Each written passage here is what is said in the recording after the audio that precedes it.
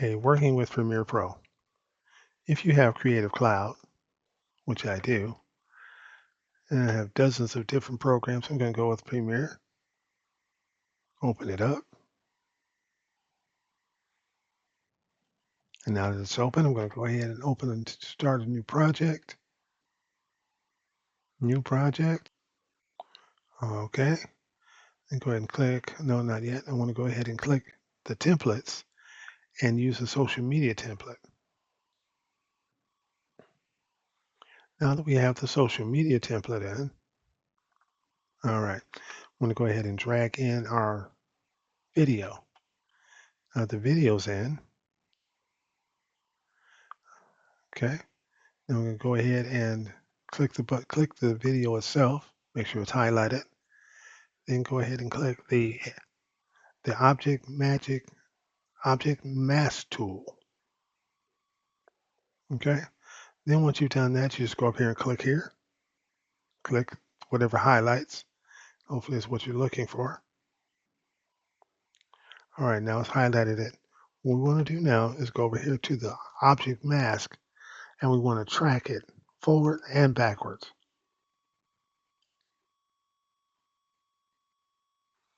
Tracking it forwards usually only takes a few seconds. Depends on how long your video is. 5 seconds remaining. Okay, we've done it forward. Now let's go ahead and do it backwards. Okay, now that it's done it forward and backward, what we want to do is go ahead and hold down the Alt key on the keyboard. Click on the video itself and drag it up a couple of layers. Okay, now what we want to do is make sure we clicked on the top layer. Make sure that you click on the mask so that it's activated. Want to right click on the mask on the video and click Change to Opacity Mask. Takes a couple of seconds. Now what you do is drag in the background of your choice. All right, we're going to go ahead and drag this between the two. All right, now there's my background. All right, so I drag it all the way across now. My background is complete. It tracks pretty well. All right, now you're done. All you need to do is just, set up the background so it doesn't look like he's in a little tiny house. So you go over here, click on the image itself, and then you go over to the effect controls and place it where you'd like to have him. I'm going to increase the size a little bit, make it look like he's actually in a room. All right, and you are good to go. Thank you very much. That's how you select an opacity mask and change the background in just a few seconds. Okay, a couple of minutes. All right, thank you very much for watching, and you all have a great day.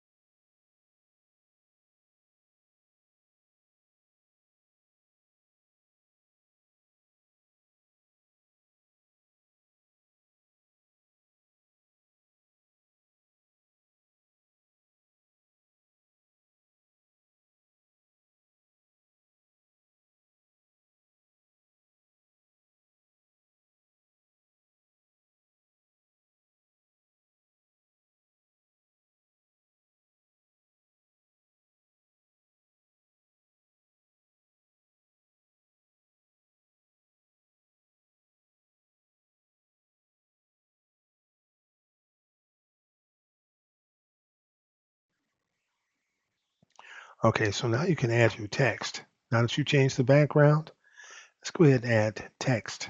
Okay, go to graphic templates. I'm going to go ahead and just drag that right here. Okay, and you can actually make it longer so it stays on the screen longer. I want this for the whole time.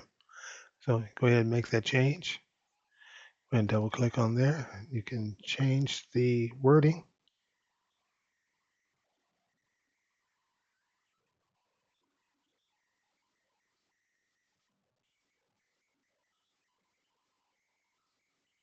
Okay, then what you can do is go over here to effect controls. You pretty much move it wherever you want. I want it up here for the whole screen. Now, I want to change the color of the letters, which I do. So go over to properties. And now in properties, you see white letters. I'm going to go ahead and give it a background, a stroke. Click that guy right there. You click here to change the colors and it brings up a color scale, color picker. I'm going to go ahead and click on the color of my choice, hit OK. I'm going to increase the thickness of the line. Oh, actually, you need to highlight it first. Highlight the word. Okay, go ahead and click this selection there. Bring up the color picker. Make your choice of color. And go ahead and change the thickness of the line to about, let's say about 910. Okay, now once you've done that, click away from it. You can see your wording is highlighted. It's highlighted now. Now you can see your wording is highlighted. I'll say it a little bit better. All right, now if you wanted to add more, like you want to put a scroll stopper, do pretty much the same thing. Drag that down. And this time, click on it again.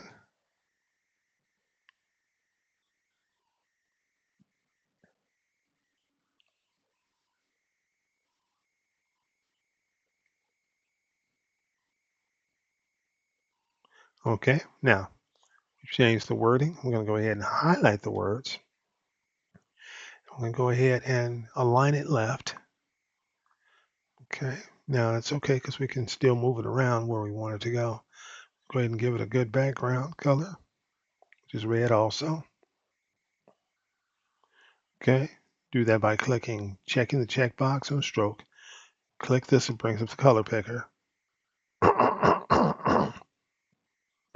Or if there's a color that you see on the screen that you want it to be, you go ahead and click the eyedrop tool, pick the color that you want it to be, and it'll change it here. Okay, I don't want it that color. I'm going red.